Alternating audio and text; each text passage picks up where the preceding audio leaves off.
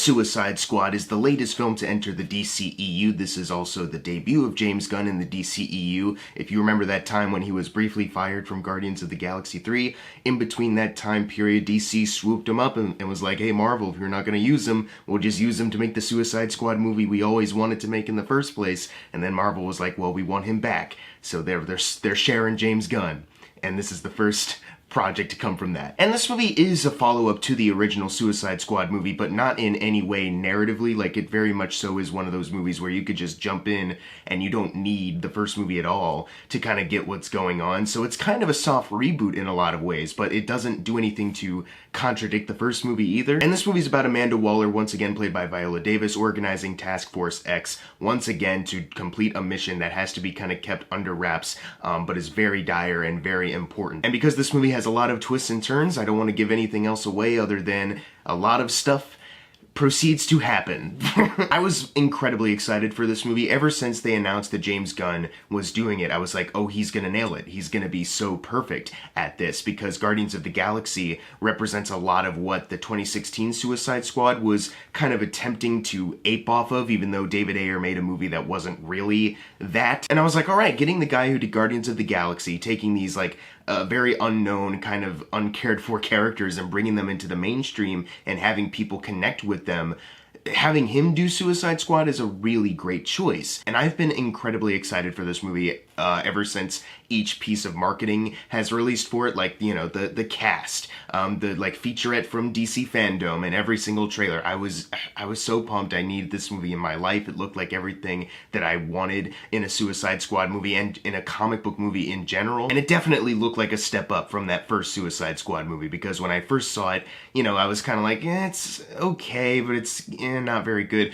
And after each rewatch, it's kind of been like, no, this is kind of straight up awful in so many ways. So I went into this movie with really high expectations, obviously. So it's very easy to go into a movie and then come out disappointed because, you know, you had such a, you know, high expectation in your mind of what it's going to be and everything it's going to do. It's easy to walk out disappointed because certain things aren't met. But usually what I try to do is I try to let go of some of these expectations when I go in. Like, okay, I'm just seeing a movie, but it was very hard for this one because this is a movie I've been like more excited for than like a lot of other movies that have come out in recent memory. So I went to see it in IMAX and I was pumped out of my mind. And you know what, guys?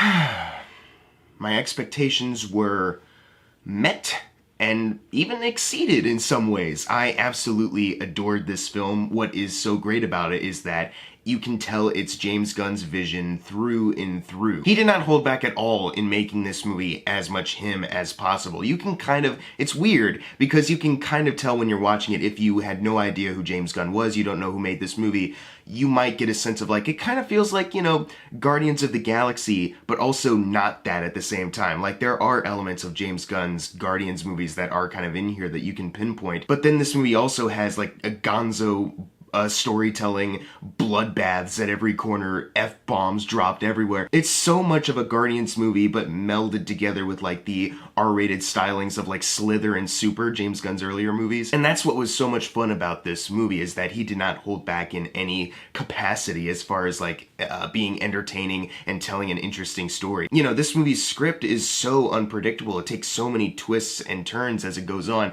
When I was going into the movie, I was like, okay, I think I have a vague understanding of like how certain things are going to unfold, but there's still a lot of things that I don't know. And watching those things unfold, and even some things coming to light that I wasn't expecting, you know, like hidden character agendas or like certain executions of like story beats and all that, it was just so exciting to watch because I could never really truly predict what was actually going to be happening next. Especially after an opening like this movie had. Like the opening 10 minutes, I was very surprised at how quick they kind of got into the action. And I was like, okay, in the first 10 minutes alone, this movie does something that some sequels wouldn't really have the balls to do, especially nowadays, but it helps to kind of set itself apart from the first movie, and it also helped create like a new unpredictable side of this movie. Like, okay, if they're willing to do this, then truly nobody is safe. I'm not going to spoil at all what happens in this movie, but obviously a lot of the hinting at from James Gunn and the marketing has been like, don't get too attached. As in, a lot of people are going to die. James Gunn especially has been like everywhere going like, you don't know how many people I'm going to kill. You have no idea. And throughout the movie, I was constantly in suspense. I was like kind of gripping into my chair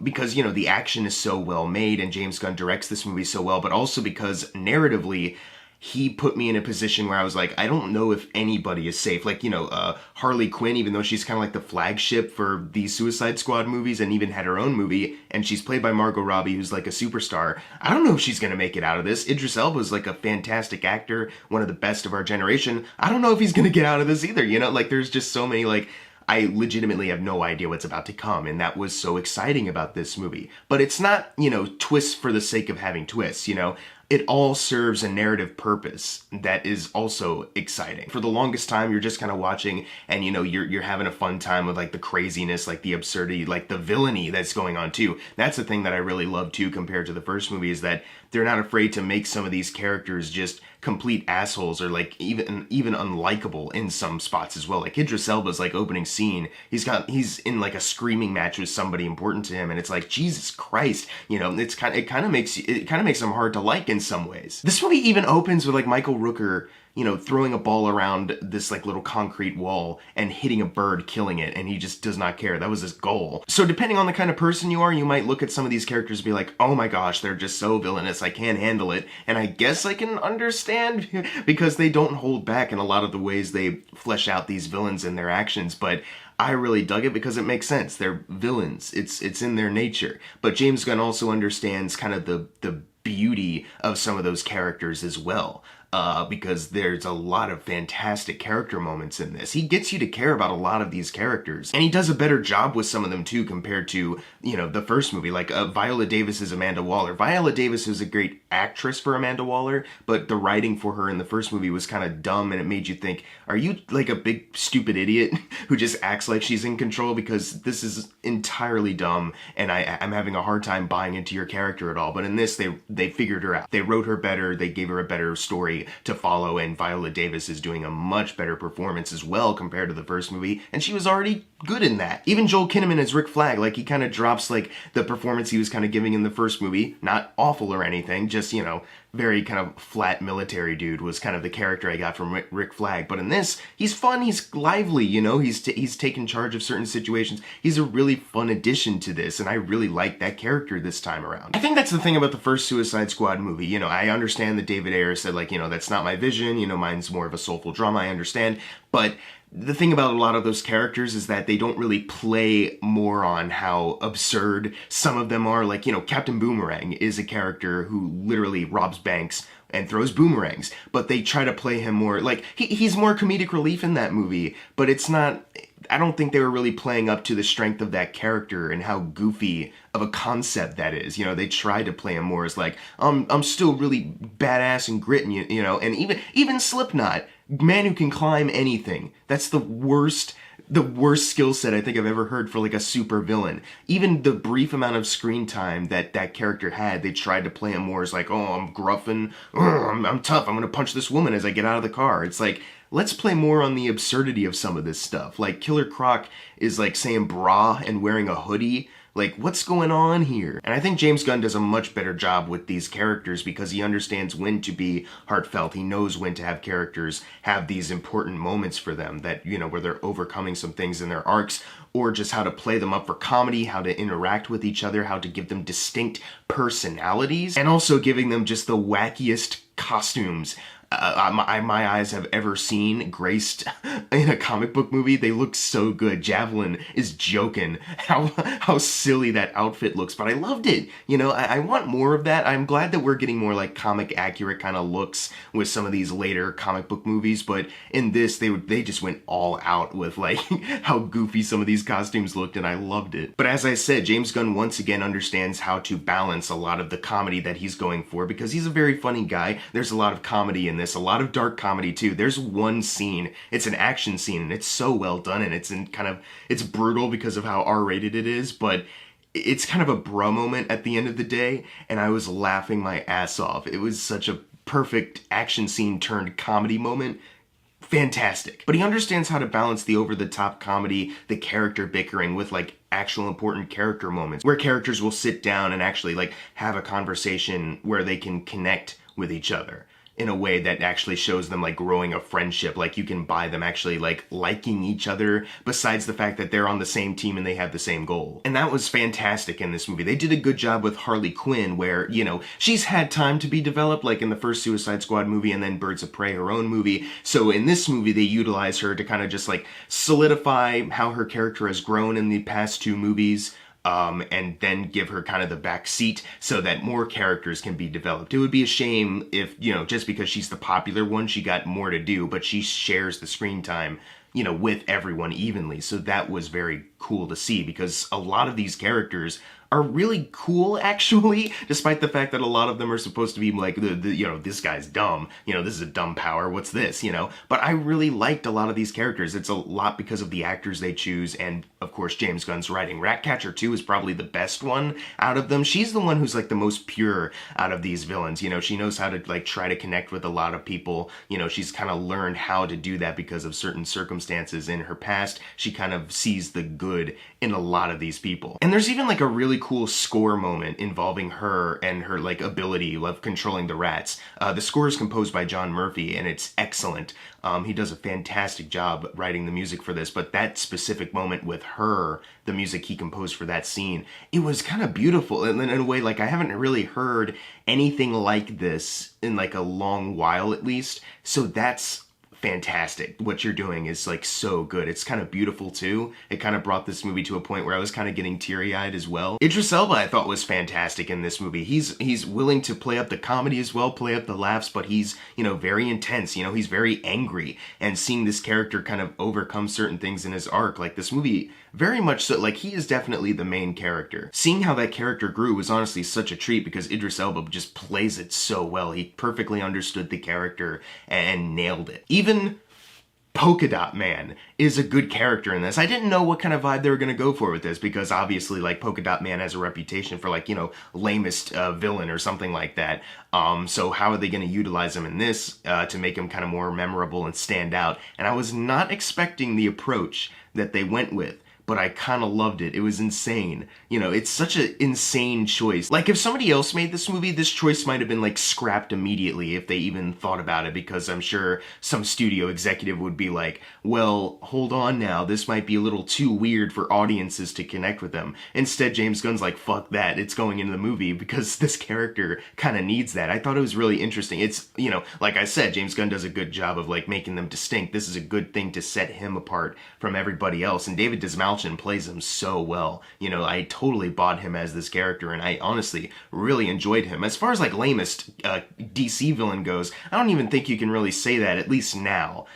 Because, you know, those polka dots are actually, like, pretty heavy-duty in a lot of scenes. John Cena as Peacemaker, though, is honestly fantastic in this. I was thinking about this, and I was like, you know, John Cena does a really great job, like, as far as, like, some of his later roles, like, most recent ones, of just, like, embracing how much of a goofball he can be, but how he can kind of perfectly deliver that. He's got, like, a good face and voice for comedy. He has good reactions to things, but he can also be, as shown in F9 and also in this, really like villainous and kind of menacing, because he does have that big wrestler body after all. So he can be threatening as well. He was a really great character in this. I enjoyed Peacemaker a lot because John Cena just carries the comedy so well, but you also buy that this guy is truly nuts in some ways. I was not prepared for how much of a freak Weasel was gonna be, like, seeing it on the screen for like longer than a couple seconds in a trailer. Like, obviously he looked freaky from the trailers, but like just seeing it more in the movie play out, I was like, Jesus Christ, you know, just the long, gangly arms as well. Like, ugh, God, but it looked great. King Shark is an absolute scene stealer, though, as far as, like, the CG characters, obviously. King Shark just steals every single moment he's on. Sylvester Stallone's voice is kind of perfect for, like, this, you know, dumb, big creature trying to learn stuff and trying to, like, get friends. Like, you know, he doesn't know a whole lot about the world. He's not really meaning a lot of harm, you know, he just wants friends. And it's really sweet. Like, surprisingly, the big shark was adorable in so many parts of this movie, you know, despite him also tearing people apart and eating people in certain scenes as well. Like, you still kind of thought, like, you know, good for him.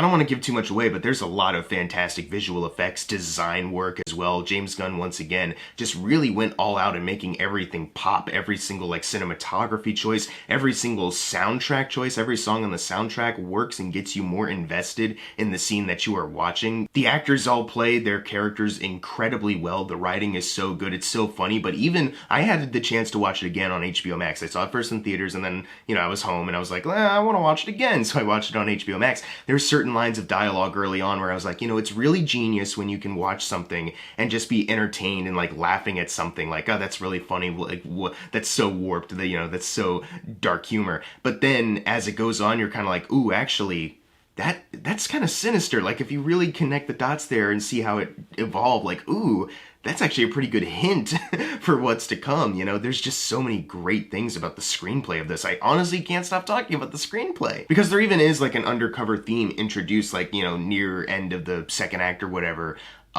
That kind of took me by surprise. Like, you know, I wasn't expecting this movie to touch on certain things like this and challenge at least a couple of these characters with this kind of new information, but I really enjoyed seeing how that played out and the new stakes that it introduced into the plot. Overall, I mean, I really can't sing this movie's praises enough. I really did love about everything to love about this movie. If I had to have a complaint, and I think it mostly stems from the fact that I just wanted more James Gunn on the screen at all times, is that I think there could have been some parts where they maybe spent a little bit more time you know, fleshing some things out before moving on. And obviously, like, you get the gist, you kind of understand everything. Like, this movie, like I said, opens up quickly and even kind of wraps up a little quickly. And you do get the gist of, like, what James Gunn is trying to say, how it's important to these characters. You don't necessarily need to see everything tie up in a nice little bow, but you kind of get the gist of everything that's gone down. But I think there could have been just some parts where we could have been like, okay, I want to see just a little bit more of this before we move on, or just a little bit more of this before we end. But like I said, this mostly stems from the fact that I just wanted more James Gunn on the screen at all times. So I love this movie. I think it's fantastic. It's got a great cast, great costume design, great comedy, great score, great action sequences, great cinematography. Everything about this movie looks so good. It was just so much fun to watch. I really hope that more people just go to the theater to watch this as opposed to watching it on HBO Max. Just watch it in theaters at least once, you know, because that really is like, you know, seeing it in IMAX was just so good, you know. I mean, seeing it in any theater is obviously going to be good, but just that added bonus of like the widescreen, you get every single part of the frame. Oh my God, it's truly indescribable how great it is. I'm gonna give The Suicide Squad an A, despite certain things that I wish could have been fleshed out just a tad bit more. Everything else about this movie is just so much fun and so entertaining. I really can't even complain about that all that much, because James Gunn gave me some hard laughs, some hard entertainment, and even got me teary-eyed like he usually does with like Guardians or Guardians 2. So that's even super. So that's fantastic. I'm so glad James Gunn got to do this movie. But if you've seen The Suicide Squad, leave in the comments below what you thought of it. And as always, thank you guys for watching. Make sure to subscribe. I'm Jackson Fulcher. See you guys next time.